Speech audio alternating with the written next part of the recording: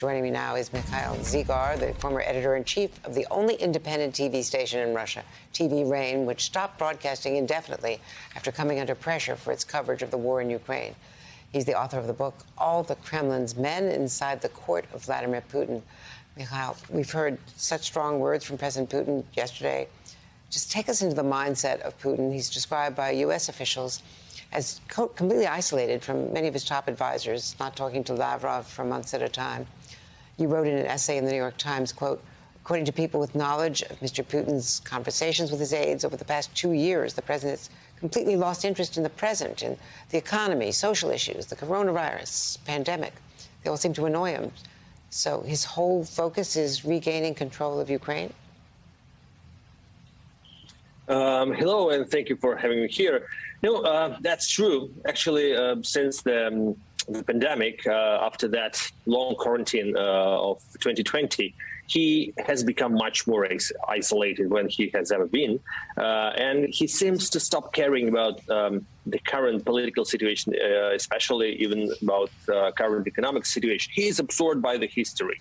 And that is what he's discussing with his probably the only friend and advisor, Yuri Kovalchuk, who that doesn't have any official position, but who is his longtime ally and friend. They have been spending the quarantine together at Putin's residence at Valdai, that's between Moscow and St. Petersburg.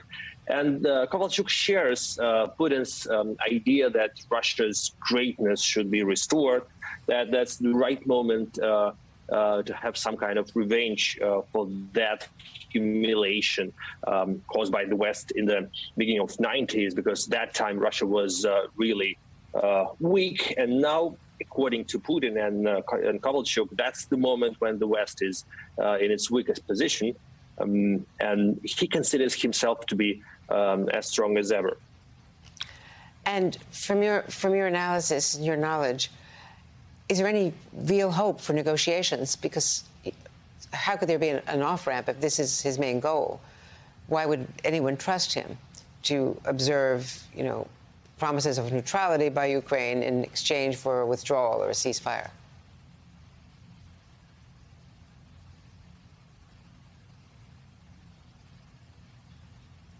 Mikhail, I think we've lost our connectivity, unfortunately, with Mikhail. We'll try to restore that.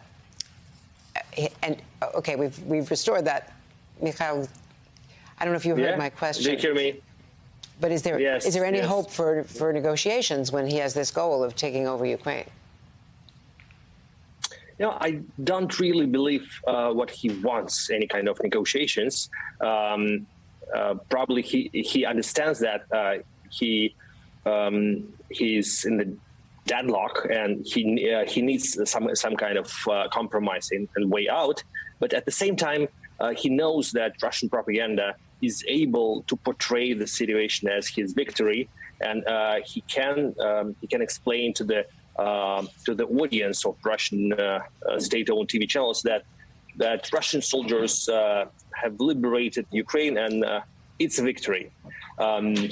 So that's not a problem for him.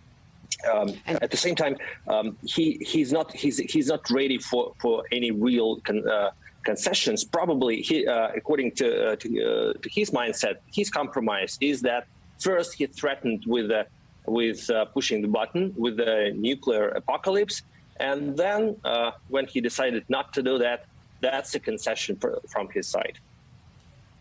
Oh, it's all fascinating, Mikhail Zygar. Thank you very much. All the president's men, all the Kremlin's men. Thanks.